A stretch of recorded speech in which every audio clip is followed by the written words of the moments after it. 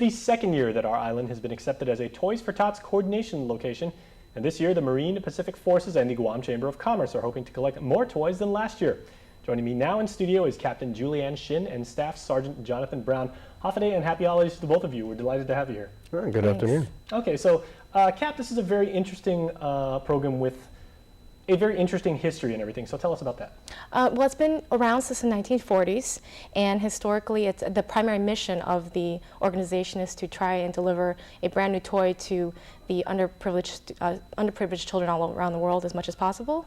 And historically it's been a mission of the Marine Corps Reserves, and when there is not a Marine Corps Reserve unit around, then local organizations can take over. So in this case, we are working with the Salvation Army to properly distribute the toys. Okay, well, let's go and get into the mechanics of how the program works, because these are toys that are donated by members of the community, you know, from all walks of life and everything. So, Staff Sergeant, how does that work? Well, we have drop-off points at Kmart, local facilities, the Sea Grill, also a couple other different locations within the Chamber of Commerce that are participating in our actual organization pickups. Now, as far as the toys are being distributed, it's through the Salvation Army. Of course, you would have to register with them. Now, as far as the overall program where we get our toys is, well, from the local community. As I like to see it, you know, it's a community, we take care of ourselves. We are our people. We are our own keepers. So the more toys we get from the community, the better off this program is going to be, and the better off those unfortunate children who may not have the Christmas that we would like them to have, will at least have the afforded opportunity to have a better Christmas than what they were anticipating. All right, very well said. So, how are the toys distributed? And, you know, like, obviously they're going to be done, you know, before Christmas so that the kids can have something nice. How do you guys actually get them to the kids? Well, our drop-off points are going to be shut down at the December 31st. From there, we're going to take our accountability of the toys and, of course, make our proper reports to our higher headquarters. Now, from there, on December 22nd, we're going to get a mid-sized box truck and actually deliver all of our toys to the Salvation Army. Right now, I think we have on count about 250 toys so far. Wow. To donate to the Salvation Army. Now, their distribution system is totally set up separately from what we did last year. Mm-hmm.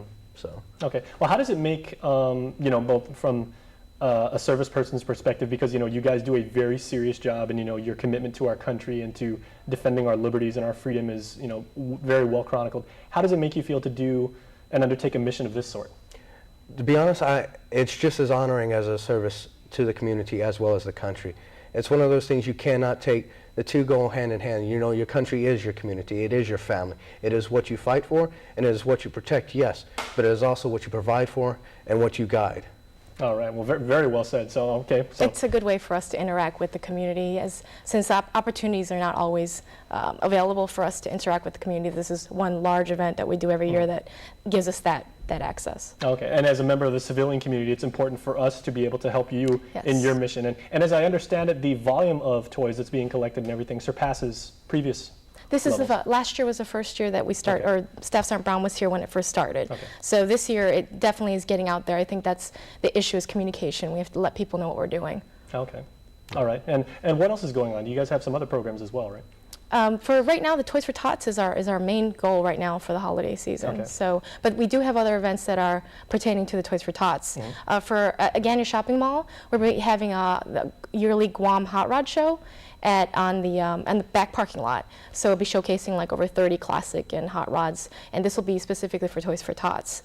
And I also wanted to thank everybody for donating at the last Movers and Shakers event that we had, because we had an overwhelming amount of toys from people that came compared to last year. So. All right. Yes.